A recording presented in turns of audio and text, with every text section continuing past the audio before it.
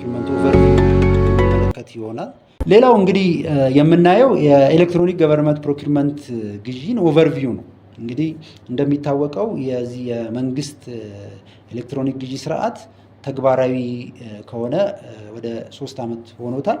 እንግዲህ ይሄ የመንግስት ኤሌክትሮኒክ ግዢ ስርዓት በጣም አስፈላጊና ወሳኝ በሆነ ጊዜ የተጀመረ የግዢ ሲስተም ነው። ይሄ ሲስተም እንደ ሀገር መንግስት የሚያወጣውን ወጪ የሚቆጣጠርና ከአላስፈላጊ ንክኪዎች የሚያድን የመስሪያ ቤቶችን ደግሞ የስራ አፈጻጸም የሚያቀላጥፍ ሲስተም ነው።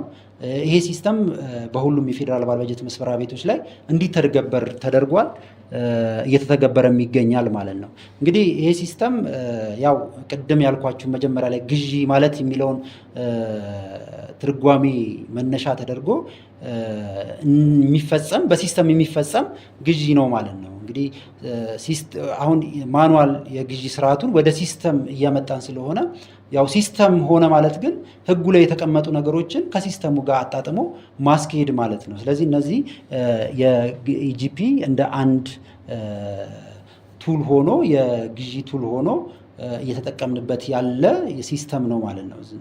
ስለዚህ ኢጂፒ ምንድነው ቤኔፊቱ፣ ምንድነው ጠቀሜታው፣ እስካሁን ባለውም ሂደት ምን ለውጥ አምጥቷል የሚለውን ለማየት እንሞክራለን ማለት ነው። እንግዲህ ቤኔፊቱ ምንድነው ስንል አንዱ ኮስት ይቀንስልናል ማለት ነው። መንግስት የሚያወጣውን ኮስት ይቀንሳል። እንዴት ይቀንሳል? ለትራንስፖርት የምናወጣቸውን ኮስቶች፣ የሆነ ኦፕሬሽናል የምናወጣቸውን ኮስቶች፣ እነዚህን ኮስቶች ያስቀርልናል። ያው ሲስተም ስለሆነ የሚሰራው ስራ ቁጭ ብለን ቢሮ ውስጥ ብቻ የምንጨርሰው ነው። በአቅራቢውም ሳይድ እዛው ቁጭ ብሎ ከማንም ጋር ሳይገናኝ ራሱ የፈለገውን ነገር ይሞላል። ጨረታ ለመወዳደር ብሎ ከአንድ ክፍለ ሀገር ተነስቶ ወደ ሌላ ክፍለ ሀገር መሄድ ሳያስፈልገው እዛው ቁጭ ብሎ እንዲሰራ ስለሚያስችለው ያ የምናወጣውን ወጪ ይቀንስልናል ማለት ነው። ሌላው ሴቭ ነው። አሁን ይሄ ከታይም አንጻር የሚቀንስልን ጊዜ አለ። እንዳልኳችሁ በፊት በነበረው በማኑዋል ግዢ በነበረው አንድ መስሪያ ቤት በፕሮፎርማ ለምሳሌ ግዢ ለመፈጸም ቢፈልግ ከአንድ ቦታ ተነስቶ ሄዶ ፕሮፎርማ ለመሰብሰብ ሌላ ቦታ ደርሶ እስከ ክልል ድረስ ደርሶ ፕሮፎርማ ሰብስቦ መጥቶ ነው የሚያወዳድረው። ይሄ ሲስተም ሲመጣ ግን እነዚህ የሚወስድብንን ጊዜ ምን ያደርግልናል? ያሳጥርልናል ማለት ነው። እዚሁ ቁጭ ብሎ በ30 ደቂቃ ውስጥ ፕሮፎርማውን ሰብስቦ ከፍቶ አወዳድሮ አሸናፊውን መለየት የሚችልበት ሁኔታን ያመቻቻል ማለት ነው። ሌላው እንግዲህ በፊት በነበረው የማኑዋል አሰራር መረጃዎች የተደራጁ አይደሉም። የተበታተነ መረጃ ነው ያለው። ፌዴራል ባለበጀት መስሪያ ቤቶች ጋር ያለው መረጃ የተለያየ ሊሆን ይችላል። ባለስልጣን መስሪያ ቤቱ ጋር ያለው መረጃ ሊሆን ይችላል። ሌላም እንደዚህ ተቆጣጣሪ አካሎች ጋር ያለው መረጃ የተለያየ ሊሆን ይችላል። ግን አሁን ወደ ሲስተም ስንገባ አንድ ላይ ተሰብስቦ ወደ አንድ ቋት ስለሚመጣ እነዚህ ግዢዎች ሲፈጸሙ በሲስተም ስለሆነ ሲስተሙ ደግሞ ወደ አንድ ቋት ስለሚያመጣቸው በበጀት ዓመት ውስጥ የፌዴራል ባለበጀት መስሪያ ቤቶች ምን ያህል ግዢ ፈጸሙ የሚለውን ለጥናት የሚፈልግ አካል ካለ፣ ለፖሊሲ ለማውጣት የሚፈልግ ካለ፣ ለመንግስትም እንደዛው ውሳኔ ለመወሰን እንዲህ የሚረዳውን መረጃ ለማግኘት ከፈለገ ይሄ ሲስተም ምን ያደርግልናል? ያግዘናል ማለት ነው። ቁጭ ብሎ በበጀት ዓመቱ የፌዴራል ባለበጀት መስሪያ ቤቶች ምን ያህል ግዢ ፈጸሙ፣ በእቃ ምን ያህል እቃ ግዢ ተፈጸመ፣ ምን ያህል የግንባታ ስራ ግዢ ተፈጸመ፣ ምን ያህል የአገልግሎት ግዢ፣ የማማከር ግዢ ተፈጸመ የሚለውን ለያይቶ ልናገኝ እንችላለን ማለት ነው። ይሄ አንዱ ቤኔፊት ተደርጎ ይወሰዳል ማለት ነው። ሌላው ኢፊሸንሲንም እንደዚህ ይጨምራል። ኮምፒቲሽንን እንደዚሁ ያበረታታል። አሁን በፊት በነበረው ማስታወቂያ ይወጣል። ማስታወቂያ ያላየ ሰው ላይሳተፍ ይችላል። አሁን ግን ሲስተም ስለሆነ ቁጭ ብሎ በታክሲም እየሄደ ሲስተሙ ላይ የወጡ ጨረታዎች አሉ ወይ የሚለውን ነገር ያያል።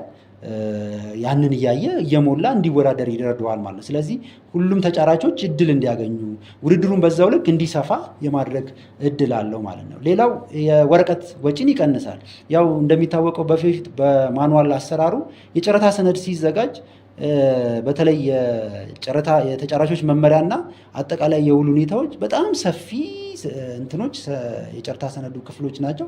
እነዛ ወረቀት የምናወጣው ወጪ በጣም በርካታ ነበር። ስለዚህ እነዚህ የምናወጣቸውን ወረቀት በሲስተም ሲሆን ግን ሲስተም ላይ ገብቶ ሁሉንም ነገር ከሲስተሙ ያገኛል።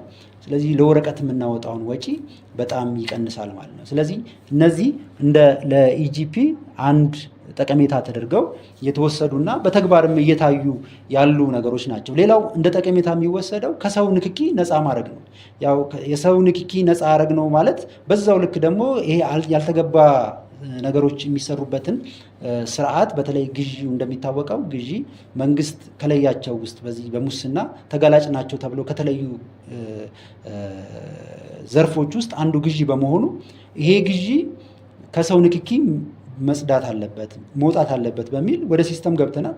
ይሄ ሲስተም ደግሞ ያንን የሚያበረታታ ነው። ከሰው ንክኪ ሙሉ ለሙሉ ባይሆንም በአብዛኛው ነገሮች ላይ የሰው ንክኪ እንዳይገባ ተደርጓል ማለት ነው። ስለዚህ የሰው ንክኪ የለም ማለት የግዢ ስርዓቱ በራሱ ግልጸኝነት የሰፈነበት ውጤታማ ይሆናልም ተብሎ ይታሰባል ማለት ነው። ሌላው አኪዩሬት ነው። እንደዚህ አሁን ስህተቶች እነዚህ በማኑዋል የሚያጋጥሙ ስህተቶችን ያስወግድልናል። ትራንስፓረንት ነው። ስለዚህ ሌላው በማንኛውም ሰዓት ተጫራቾች ምን ያደርጋሉ? ምን ያገኛሉ? የጨረታ ዶክመንት እንዲያገኙ እድሉን ይሰጣቸዋል ማለት ነው። 24 ሰዓት ክፍት ነው። በማንኛውም ሰዓት ተጫራቹ በፈለገው ጊዜ ማታ ሳይል ቀን ሳይል ገብቶ የጨረታ ሰነዱን ሞልቶ ማስገባት ይችላል ማለት ነው። ስለዚህ እነዚህ ለኢጂፒ እንደ ቤኔፊት ተደርገው የተወሰዱ ናቸው።